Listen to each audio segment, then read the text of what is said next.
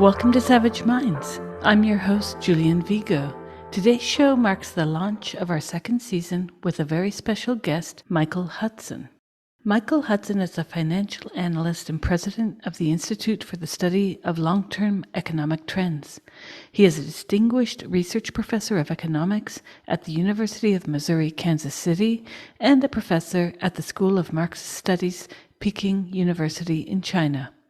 He's also a research fellow at the Levy Institute of Bard College, and he has served as an economic advisor to the U.S., Canadian, Mexican, and Latvian governments. He's also been a consultant to UNITAR, the Institute for Research on Public Policy, and the Canadian Science Council, among other organizations. He holds a BA from the University of Chicago and an MA and PhD in economics from New York University. Professor Hudson is the author of Killing the Host, How Financial Parasites and Debt Bondage Destroy the Global Economy, and most recently, J is for Junk Economics, A Guide to Reality in an Age of Deception. His Superimperialism, the Economic Strategy of American Empire, has just been translated into German after its appearance in Chinese, Japanese, and Spanish. He sits on the editorial board of Lapham's Quarterly and has written for the Journal of International Affairs, Commonweal, International Economy, Financial Times, and Harper's, and he's a regular contributor to Counterpunch. I welcome Michael Hudson to Savage Minds. Class analysis in the United States is rather subterfuge amidst all these other narratives of the American dream as it's framed. That being the right to own one's home. In the UK, that became part of the Trojan horse that Thatcher built to win her election. It was a very smart move. She won that election. She won her elections by the reforms in the right to buy scheme, as I'm sure you know. It was really clever and disastrous for human rights in the country. I've spent quite a bit of my life in the UK, and to see that in 1979, 49% of all residential housing was council housing. And when I wrote a piece on this for the Morning Star about 8-9 years ago, that rate was reduced to under 11%. So we're seeing the haves and have-nots. And this is where your work really struck a chord for me. And let's kick into the show at this point. I have written over the years about rentier capitalism, a term that is increasingly used to describe economies dominated by rentier rents and rent-generating assets. And you discuss this quite a bit in your work. More recently, your article from July, Finance Capitalism versus Industrial Capitalism, the Rentier Resurgence and Takeover. And in this article, you discuss how today the finance, insurance, and real estate sectors have regained control of government, creating a neo-rentier economy, as you put it, while you note, I'm quoting you, the aim of this post-industrial finance capitalism is the opposite of industrial capitalism as known to 19th century economists. It seeks wealth primarily through the extraction of economic rent, not industrial capital formation, end quote. I was wondering if we might begin our talk by your branching out from this piece you wrote in July, and if you could explain for our listeners why discerning rentier capitalism is essential for understanding the global push to privatize and financialize those sectors that formerly existed in the public domain, such as, and we see this everywhere, including in the EU, transportation, healthcare, prisons, policing, education, the post office, etc. Well, most textbooks depict a sort of happy world that almost seemed to exist in the 1950s. And this happy world is when wealthy people get money, they build factories and buy machinery and hire workers to produce more goods and services. But that's not what credit's created for today. The textbooks depict banks as taking in people's deposits and lending them out to people who build industrial production. And you'll have a picture of workers with lunch boxes working in. But actually, banks only lend money against assets. And the main assets do not make a profit by employing people to produce things. They simply are opportunities to extract rent, like real estate. 80% of bank loans are made for real estate. And that means they're made against primarily buildings that are and land that are already there. And the effect of more and more bank credit is to raise the price of real estate. And in the United States, in the last year, housing prices have gone up 20%. And typically in America, if you go to a bank and take out a loan, the government is going to guarantee the bank that you will pay the loan up to the point where it absorbs 43% of your income. So here's a big chunk of American income going to pay simply for housing whose price increases, not because there's more housing or better housing, but in fact, the housing is built worse and worse every year by lowering the standards, but simply inflation. There are other forms of rent that people pay. For instance, the 18% of America's GDP is healthcare, much higher than the percentage in any other country, for much lower quality of service. So, that's sort of taken out of people's budgets. If you're a worker in the United States, right away, you get your paycheck, 15%, a little more, maybe 16% now, is deducted for Social Security and medical care for when you're old age. They also deduct up to maybe 30% for income tax, federal, state, local income tax, before you have anything to spend.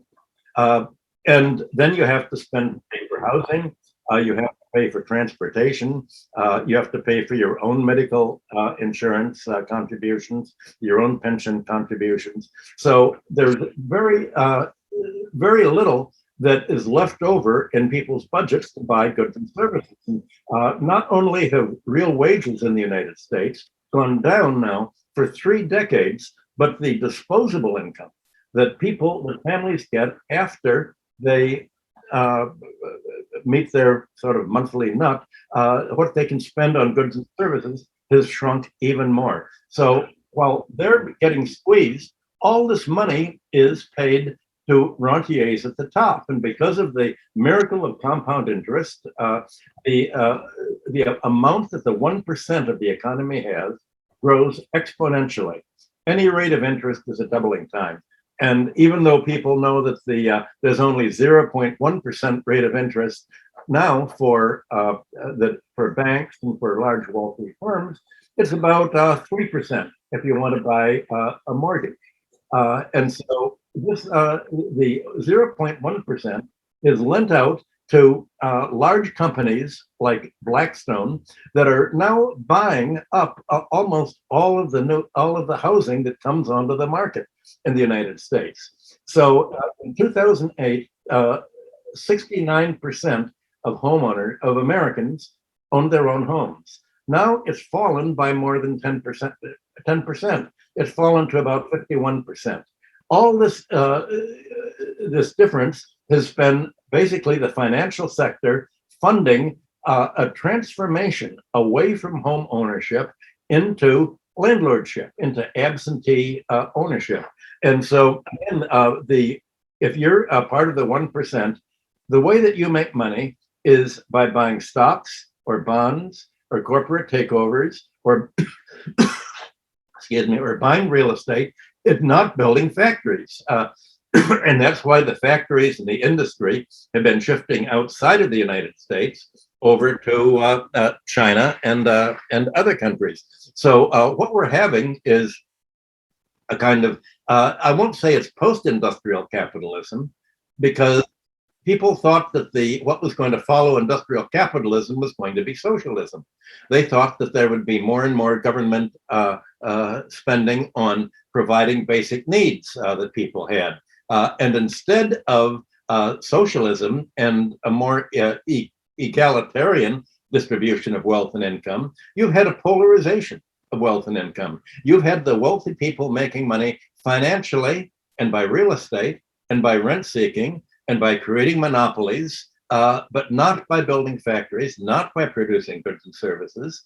And that is why the economy is polarizing, and so many people are unhappy with their conditions now. They're going further and further into debt, and their student debt, instead of education here being a public utility that's provided freely, it's become privatized. At NYU, it's now $50,000 or $60,000 a year.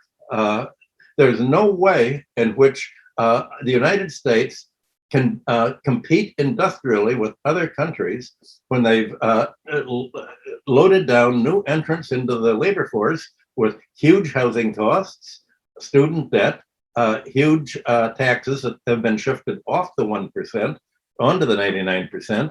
So the United finance capitalism basically is self-terminating. It leads to a polarized economy, it leads to austerity, and it leaves countries looking like Greece looked after 2015, after its debt crisis. It looks like Argentina trying to struggle to pay its foreign debts. And that seems to be the future in which the US and Europe are moving towards.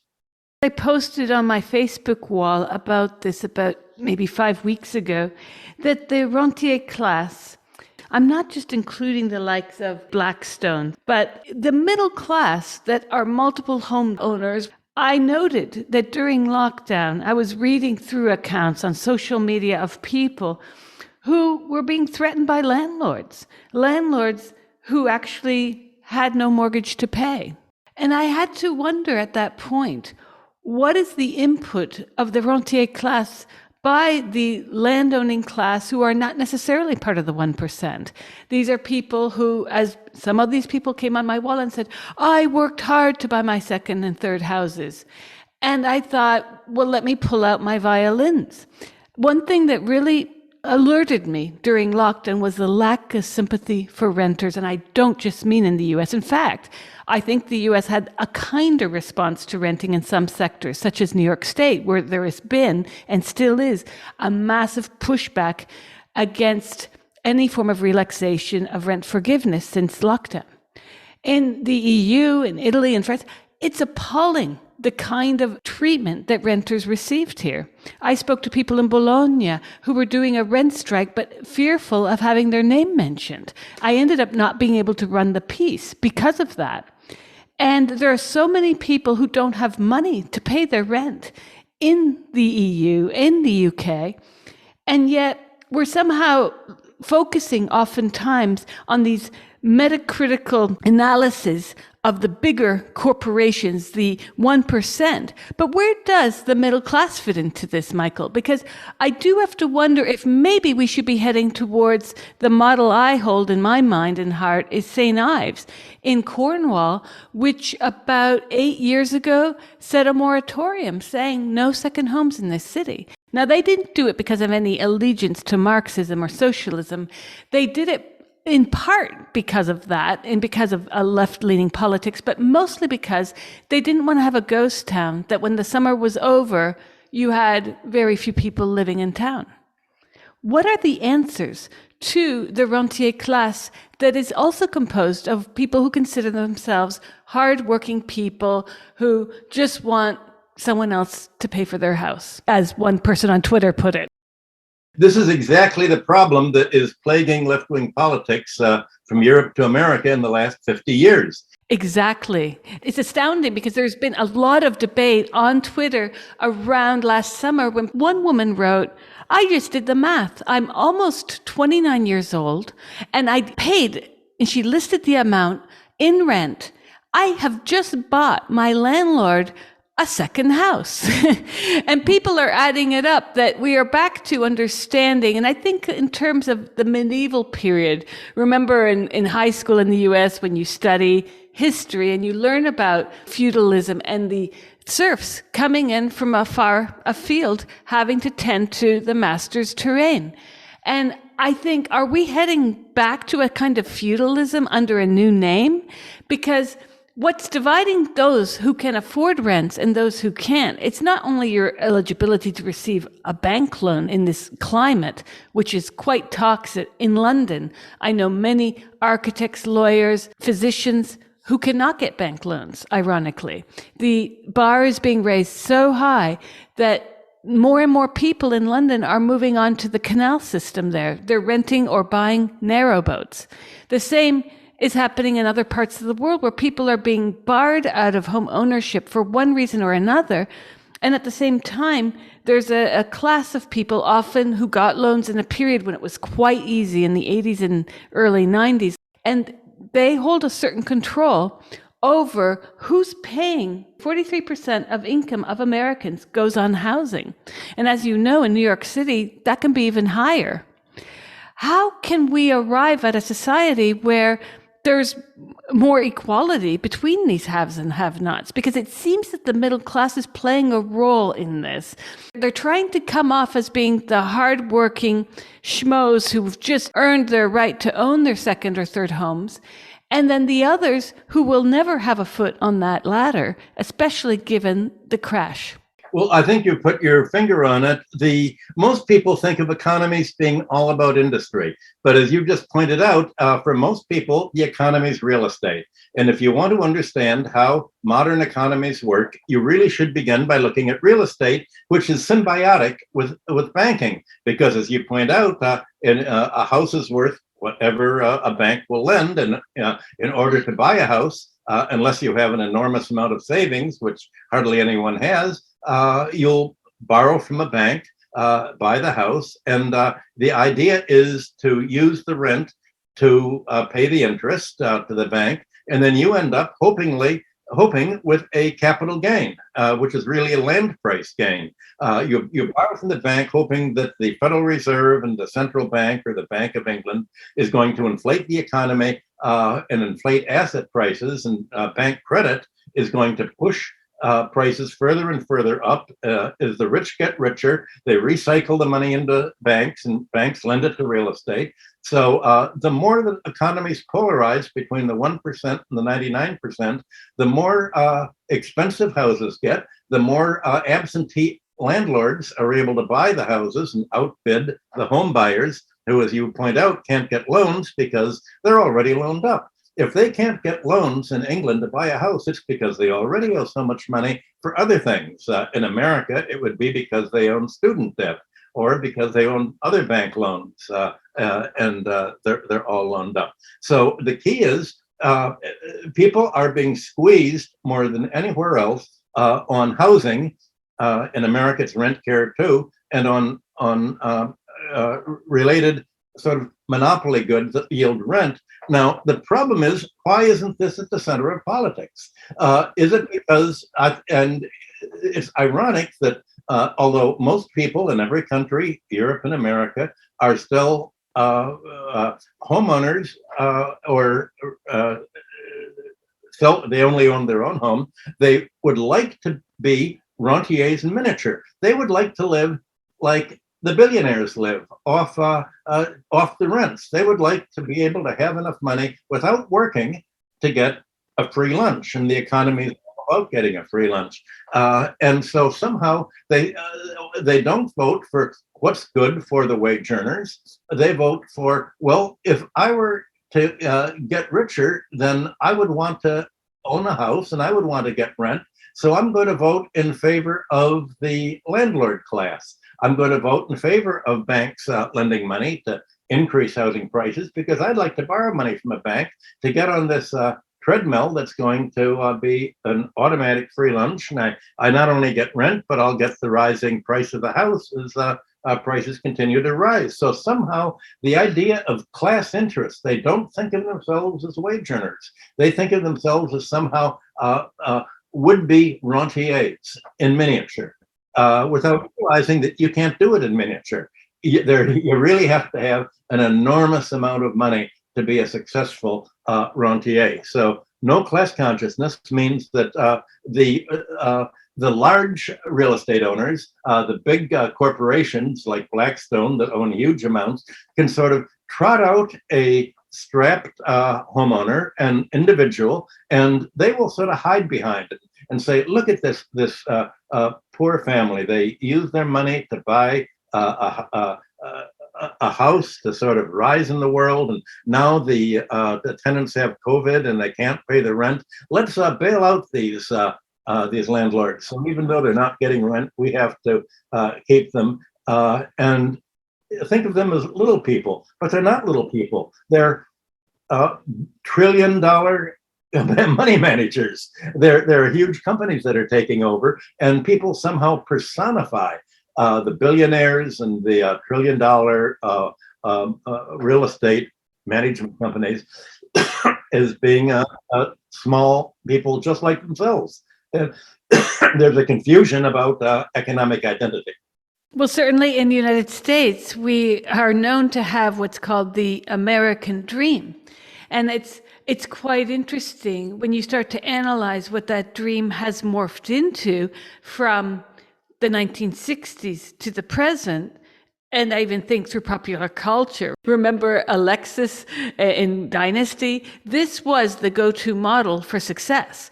So we've got this idea that the super rich are Dallas and Dynasty in the 80s, but 20 years after that, we were facing economic downfalls. We had American graduates having to go to graduate school because they couldn't get a job as anything but a barista.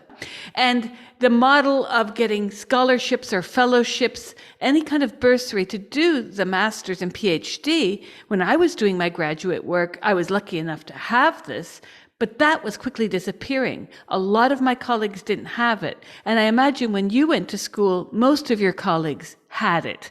And today, and in recent years, when I was teaching in academia, most of my students doing advanced degrees had zero funding. So we've got, on the one hand, the student debt hamster wheel rolling. We have what is, to me, one of the biggest human rights issues of the domestic sphere in countries like the US or Great Britain, and frankly everywhere, is the ability to live without having to be exploited for the payment of rent.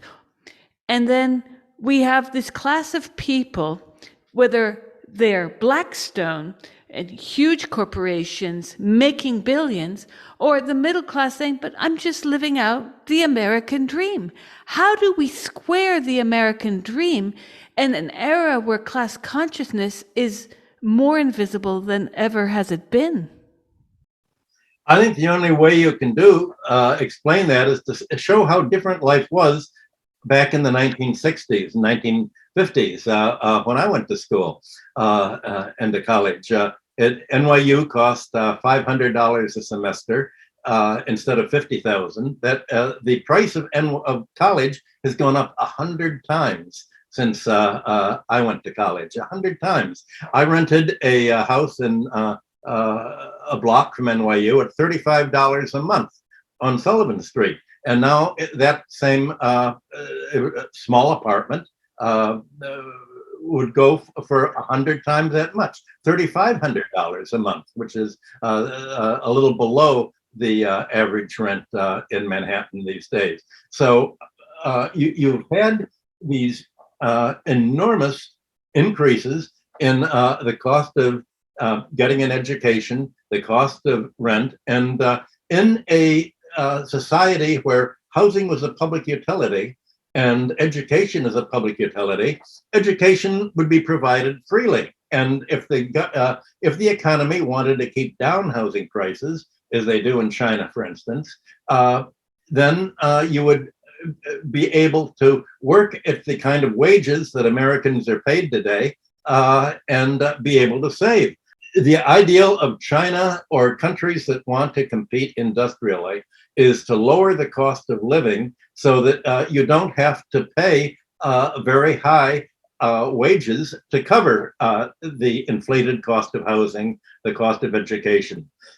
If you privatize education in America, and if you increase housing prices, then either you're going to have to pay labor much higher rates that will price it out of world markets, at least for industrial goods, or you'll have to squeeze budgets. So yes, people can pay for housing and education, but they're not going to be buy the goods and services they produce. And that's one of the reasons why America is not producing industrial manufacturers. It's importing it all abroad. So the result of this finance capitalism that we have, the result of the rent squeeze that you depict, and the result of voters not realizing that this is economic suicide for them, is that the economy is shrinking and leaving people basically out in the street. And of course, all of this is exacerbated by the COVID crisis right now, where right now you have, especially in New York City, many people are laid off, as in Europe. They're not getting an income. Well, if your job has been closed down as a result of COVID, in Germany, for instance, you're still given something like 80% of your normal salary because they realize that they have to keep you solvent and living. In the United States, there's been a moratorium on rents. They realize that, well, if you've lost your job, you can't pay the rent. There's a moratorium on evictions.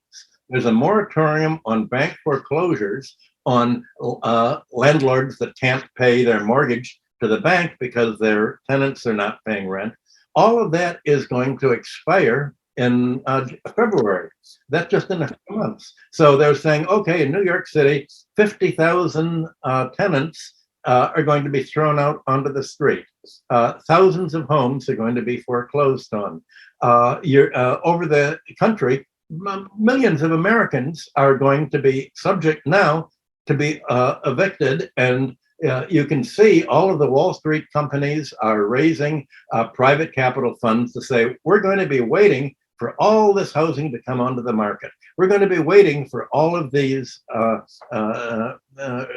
rent evictions to take place. We're going to swoop in and pick it up. This is going to be the big grab bag that is going to shape the whole coming generation, and do to America really what Margaret Thatcher did to England when she got rid of shifted from the housing, the council housing that you mentioned, was about half the population, down to about 1/10 of the population today. This is what I wonder is not being circulated within the media more frequently. We know that major media is not, they like to call themselves left to center, but they're neoliberal, which I don't look at anything in the liberal sphere, the neoliberal sphere, as left. I look at it as a sort of strain of conservatism, frankly. But when you were speaking about paying $35 a month for an apartment on Sullivan Street, get me a time machine. What year was that, Michael? That was 1962. 1962. And roughly the minimum wage in New York was just over $1 an hour, if I'm not mistaken. I don't remember. I was making, I think my first job on Wall Street was $5,200 a year, $100 a week. So yes, I looked it up because I was curious when you said 100 times. Certainly we see that. If the tuition at New York University when I left was $50,000 a year, you were paying $500 a semester? Yes.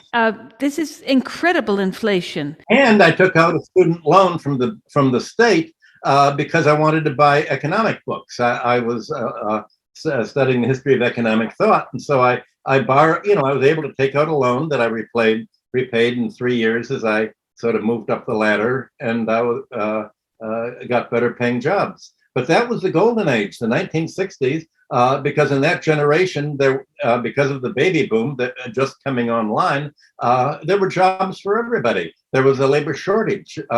And everybody was trying to hire anyone could get a job. I got to New York and I had $15 in my pocket in 1960. I'd shared a ride with someone, didn't know what to do. We stayed in a sort of flea bag hotel on Bleecker Street that was torn down by the time you got there. But I took a walk around, and who should I run into at Gertie's Folk City but a friend of mine who'd stayed at my house in Chicago once, and he let me stay at his apartment for a few weeks till I could look around, find a place to live, and got the place for $35 a month. When there was that debate on Twitter, there were many debates actually about renting on Twitter, and there were a few landlords who took to Twitter angry that they learned that their renters had received subsidies in various countries to pay their rent. And instead of paying their rent, the people use this to up and buy a down payment on a home. And they got very upset. And there was a bit of schadenfreude there with people saying, well, it's exactly what you've done. And I find this quite fascinating because I've always said that the age of COVID has made a huge X-ray of our society, economically speaking. And it's also telling to me that in countries that I would assume to be more socialist leaning, if not socialist absolutely, in the EU, we saw very few movements against renting. Very few people or groups were calling for a moratorium on rent. It's ironic, but it was in the US where we saw more moratoria happen. What is happening where? And this reaches to larger issues even outside of your specialty of economics and finance, but why on earth has it come to be that the left is looking a lot more like the right? And don't shoot me, but I've been watching some of Tucker Carlson over the past year, someone who I could not stand after 9/11. And he has had more concern and more investigations of the poor and the working class than MSNBC or Rachel Maddow in the biggest of hissy fits. What is going on politically that the valences of economic concern are shifting, and radically so? Well, the political situation in America is very different from every other country. In the Democratic Party, in order to run for a position, you have to spend most of your time raising money, and the party will support whatever candidates can raise the most money, and whoever raises the largest amount of money gets to be head of a congressional committee dealing with whatever it is their campaign donors give. So basically, the nomination of candidates in the United States, certainly in the Democratic Party, is based on how much money you can raise to finance your election campaign, because you're supposed to turn half of what you raise over to the party apparatus.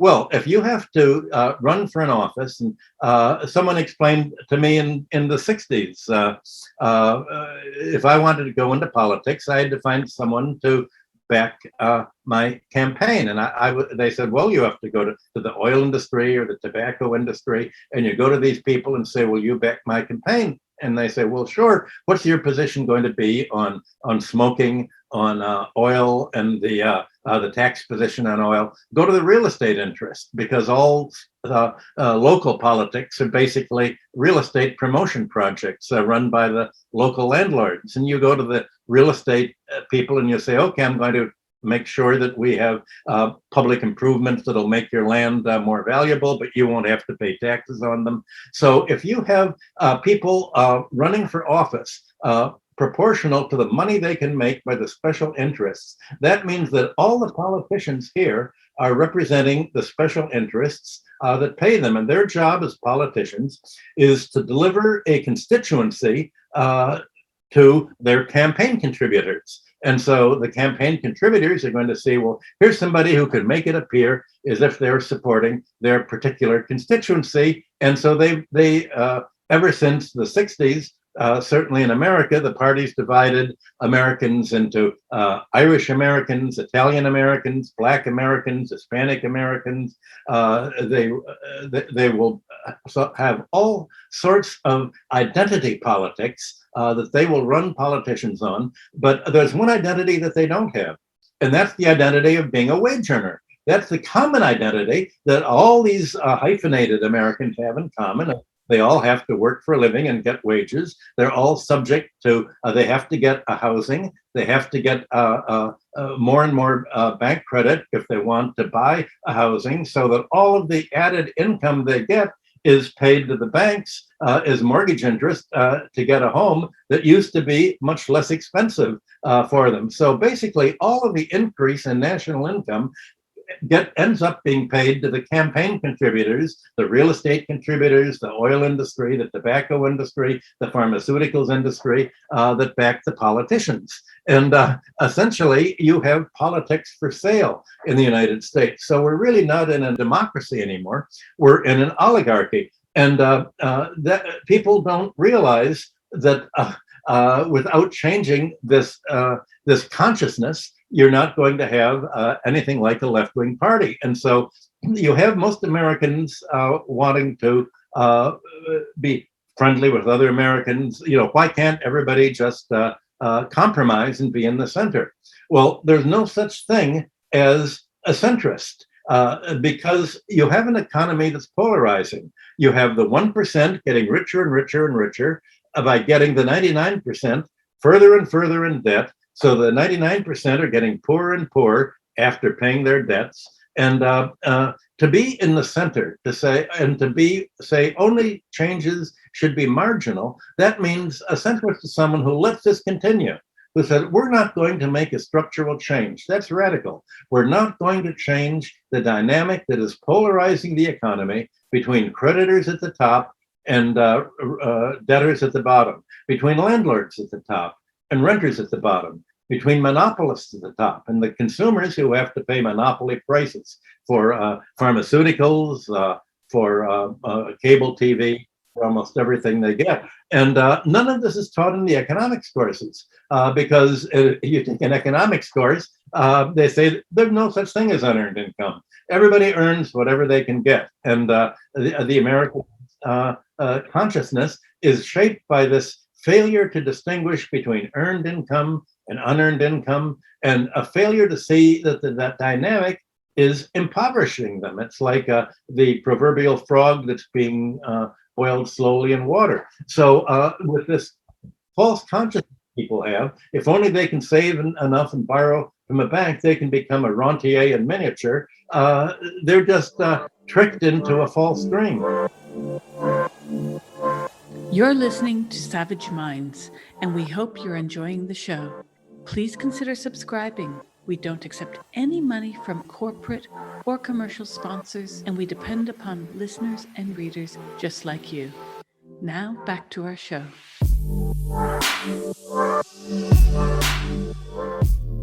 Well, I don't know if you saw the movie called Queen of Versailles, and it was about this very bizarre effort to construct a very ugly Las Vegas style type of Versailles by a couple that was economically failing. And it spoke to me a lot about the failings of the quote unquote American dream. And I don't mean the dream per se, I mean the aspiration to have the dream. Because that is, as you just pointed out, unearned income. That is the elephant in the room. And it almost seems to be the elephant, maybe to keep using that metaphor, that the blind Sufi tale. Everyone's feeling a different part of it, but no one is naming it. And I find this really shocking that we can't speak of unearned income and look at the differences as to which countries tax inheritance and which do not. This idea that one is entitled to wealth. Meanwhile, what a lot of U.S. institutions academically, now formally being captured by the identity lobbies, and there are many lobbies out there, it's a gift to them. They don't have to work on the minimum wage. They don't have to work on public housing. They don't have to work on housing, hell.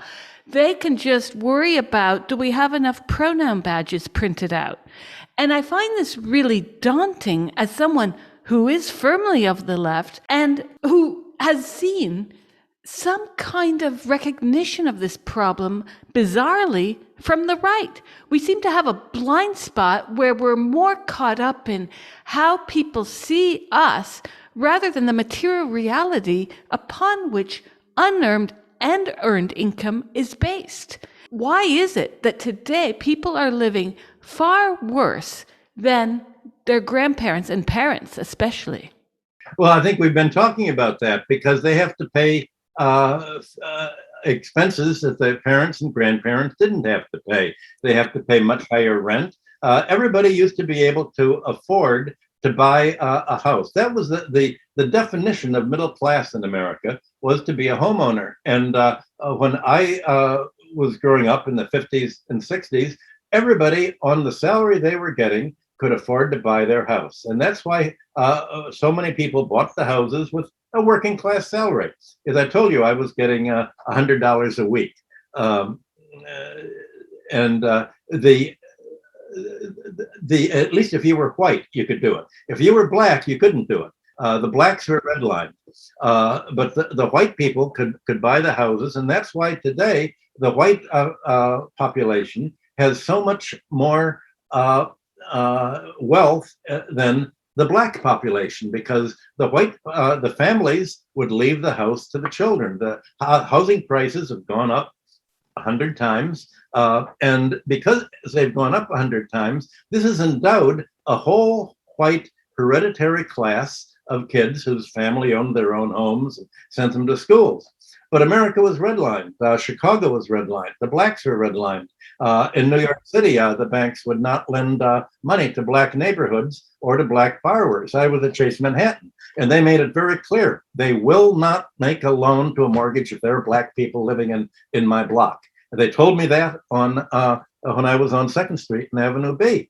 I won't repeat the racist epithet they use, but what has caused the racial disparity today is what we've been talking about, the fact that whites could buy their own homes, blacks could not. And the reason I'm bringing this up is that we're working towards a society where white people are now going to be reduced to the position that black people are in today, of not having their own homes, of not being able to get bank credit. The whole one friend of mine at the Hudson Institute, a black economist, we were thinking of co-writing a book, The Blackening of America, to say that, the future of the whites is to become blacks if you don't solve this situation. And I've been unable to convince many black leaders about reparations, that the reparations, very hard to give reparations for slavery, which was to their grandparents. The reparations are due to the blacks today who do not have housing, their own homes, because of the redlining that they have been experiencing right down to today.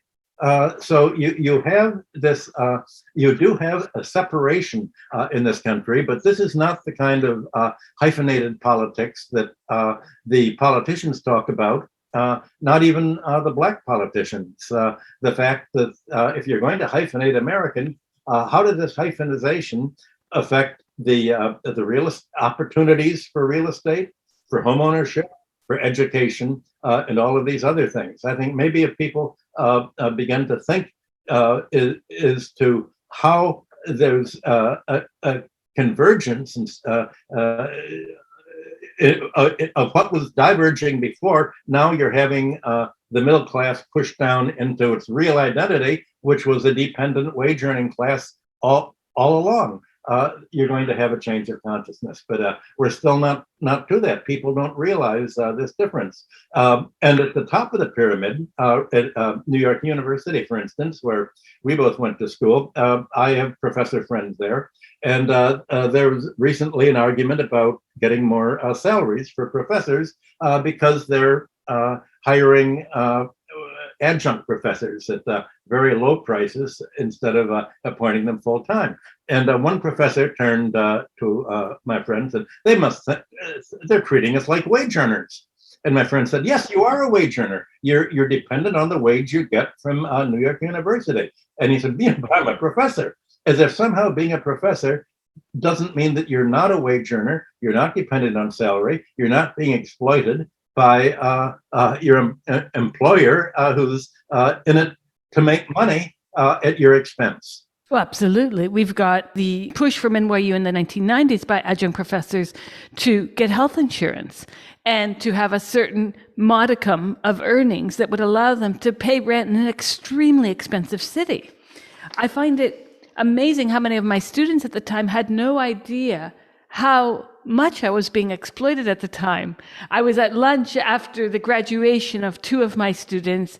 They invited me to lunch, and they were having a discussion about how well we must be paid. And I laughed. I didn't go into the details of my salary, but in later years, they came to understand from other sources how exploitation functioned within the university, where they were paying almost $250,000 to go to school and graduate school and so forth. So it's quite shocking that even though we have the internet and all the information is there, anyone can see precisely how much NYU or Columbia costs today, or how much the cost of living is as opposed to 1961, for instance, that people are still not putting together that when you have housing, that is like income for most of us. If housing is affordable, the way one lives, the efficacy to live, the ease, the mental health, the physical health improves. And it's fascinating to me that during lockdown, people were told just to bite the bullet, stay inside, and how many publications, how much of media went out to discover the many people being locked down in extremely small hovels, multiple families living in 3-bedroom houses, even smaller. And I just kept thinking throughout these past 20 months or so that the media has become complicit in everything you've discussed. We've seen an extra tack added on, where the media is another arm of industry and the 1%. They are able to sell lockdown stories, stars singing, Spaniards singing, accordionists from Neapolitan balconies. Everyone's happy. But that was a lie, and that was a lie being sold conveniently.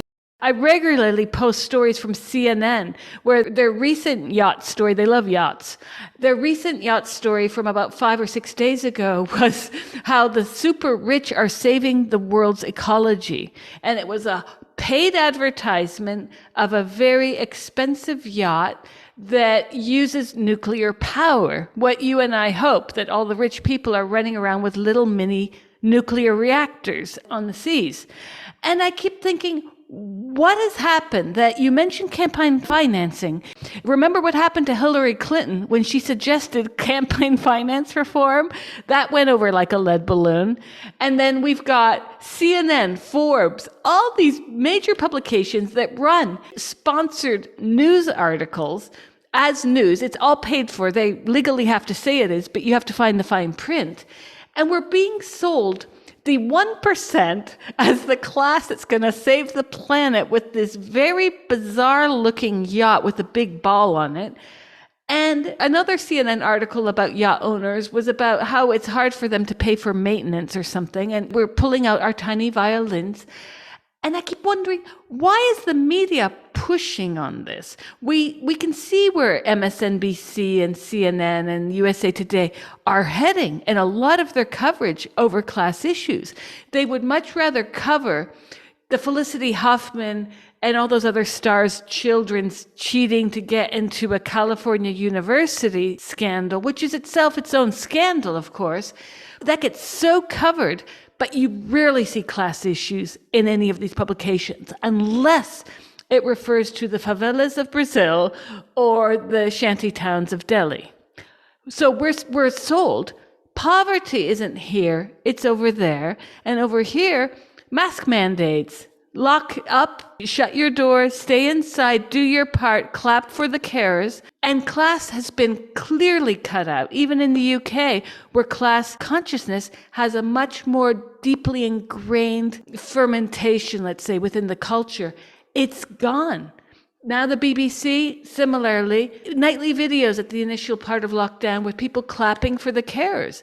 Little was said about the salaries that some of these carers were getting. And I don't mean just junior doctors there, but the people who are cleaning the hallways. So our attention has been pushed by the media away from class, not just the politicians doing the dirty work, or not just the nasty finance campaign funding that is well known in the US. What are some of the responses to this, Michael, that we might advance some solutions here?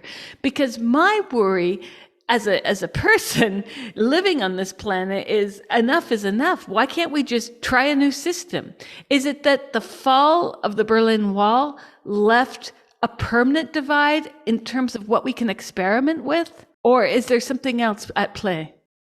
Well, recently, Ukraine passed a law about oligarchs, and they define an oligarch as not only owning a big company, but also owning one of the big media outlets. And the oligarchy in every country own the media. So, of course, CNN and the main New York Times and the Washington Post are owned by the billionaire class, representing the real estate interests and the rentier interests. They're essentially the indoctrination agencies. And so, of course, in the media, what you get is a combination of a fantasy world and Schadenfreude. Schadenfreude when something goes wrong with people you don't like the scandal. But apart from that, it's promoting a fantasy about a kind of parallel universe, about how a nice world would work if everybody earned the money that they had and the wealth they had by being productive and helping society. All of a sudden, that's reversed and said, well, if they have made a fortune, they must have made it by being productive and helping society. So everybody deserves the celebrity, deserves the wealth they have. And if you don't have wealth, you're undeserving and you haven't made a productivity contribution. And all you need is to be more educated and managerial and intelligent, and you can do it. And it doesn't have anything to do with intelligence. As soon as you inherit a lot of money, your intelligence, your IQ drops 10%. As soon as you just don't have to work for a living and just clip coupons, your IQ is down another 30%. The stupidest people I've met in my life are millionaires who don't want to think about how they get their money. They're just greedy. And I was told 50 years ago, you don't need to go to business school to learn how to do business. All you need is greed. So what are all these business schools for? All they're doing is saying greed is good and giving you a patter talk to say, well, yeah, sure, I'm greedy, but that's why I'm productive. And somehow they conflate all of these ideas. So you have the media and the educational system all sort of combined into a fantasy world that is to displace your own consciousness about what's happening right around you. The idea of the media is that you don't look at your own position, you imagine other people's position in another world and see that you're somehow left out. So you could say that the working class in America are very much like the teenage girls using Facebook, who use it and they have a bad self-image once they use Facebook and think everybody else is doing better. That's the story in Congress this week. Well, you could say that the whole wage earning class, once they actually see how awful the situation is, they think, well, gee, other people are getting rich. Other people have yachts. Why don't I have my own house? Why am I struggling? And they think that they're only struggling alone and that everybody else is somehow surviving when other people are struggling just the way they are. That's what we call losing class consciousness. Yes, well, we're back to Crystal and Alexis wrestling in Dynasty's fountain. Everyone wants to be like them. Everyone wants the car. You know, I'll never forget when I lived in Mexico City, one of the first things I learned when you jumped into one of those taxis that were Volkswagen Beetles is Mexicans would call their driver Jaime. And I said to them, why are you guys calling the taxi drivers here Jaime? And they said, well, we get it from you. And I said, what do you mean you get it from us? We don't call our taxi drivers Jaime. And then I thought, and I paused, I thought, with James, remember the Grey Poupon commercials? We have James is the driver in a lot of these films that we produced in the 1970s and 80s. And the idea became co-opted within Mexico as if everyone has a British driver named James. Now, what we have turned into from this serialized filmic version of ourselves to the present is dystopic. Again, you talked about the percentage of rent that people are paying in the US, the way in which people are living quite worse than their parents. And this is related to student debt, bank debt, credit card debt. We've had scandals directly related to the housing market. We saw that when there were people to be bailed out, they had to be of the wealthy class and companies to be bailed out. There was no bailout for the poor, of course. And I was in London during the Occupy Wall Street. In London, it was Occupy the London Stock Exchange, right outside of, not even the London Stock Exchange, it was outside of St. Paul's Cathedral. And there was a tent city, and people were fighting ideological warfare from within their tents. There wasn't much organizing on the ground. It was disassembled months later. But I wonder why Americans, even with what is called Obamacare, are still not pushing for further measures, why Hillary Clinton's push for, or suggestion merely, of finance reform within the campaigning system, all of this has sort of been pushed aside. Are there actors who are able to advance these issues within our current political system in the United States?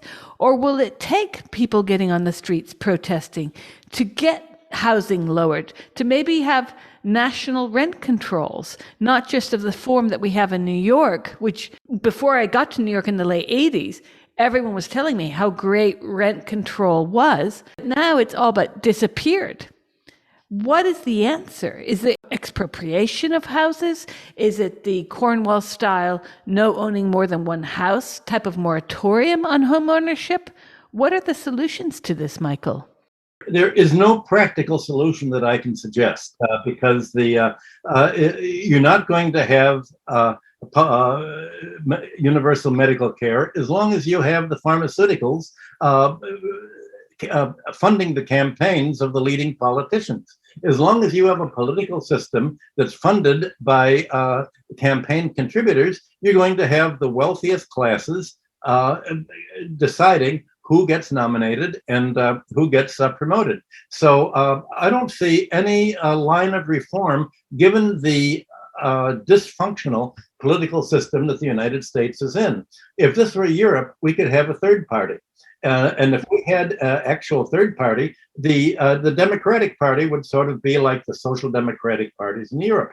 It would fall to about 8% of the electorate, and the third party would completely take over. But in America, it's a two-party system, which is really one party with different constituencies for each wing of that party. And that one party, the same campaign contributors, funds both the Republicans and the Democrats. So it's possible that you can think of America as a failed state, as a failed economy. I don't see any means of practical going forward, just as you're seeing in the Congress today, when they're unwilling to pass an infrastructure act, there's a paralysis of change. I don't see any way in which a structural change can take place. And if you're having the dynamics that are polarizing, only a structural change can reverse this trend. And nobody that I know, no politician that I know, sees any way of the trends being reversed.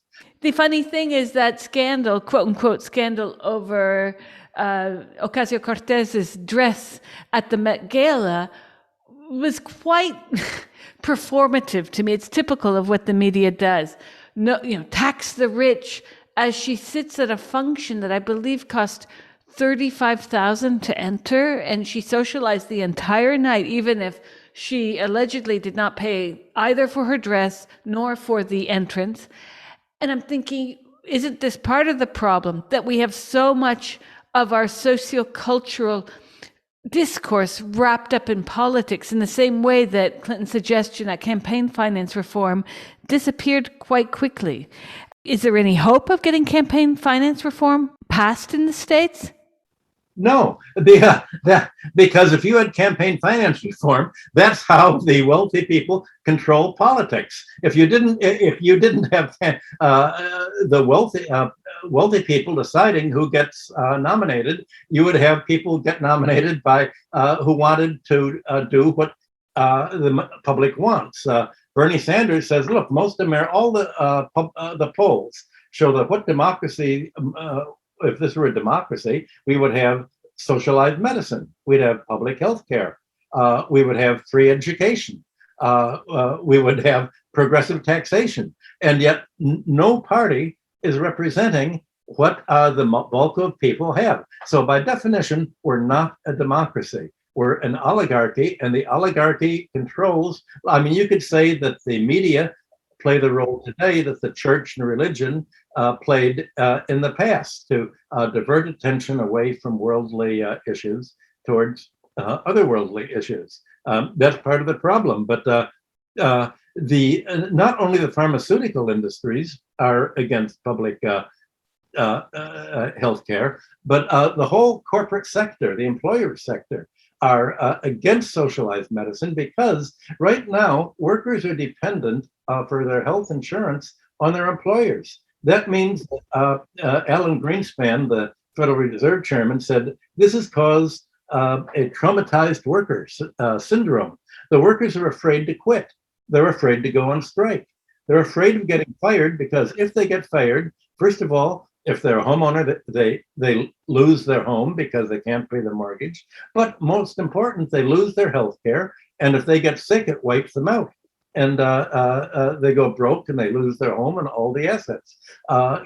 Making workers depend on the employer instead of on the government means they're locked into their job. They have to work for a living for an employer just in order to survive in terms of healthcare alone. So the idea of the system is to create a dependent wage earning class and keeping privatizing healthcare, privatizing education, and moving towards absentee landlordship is the way to traumatize and keep a population on the road to serfdom.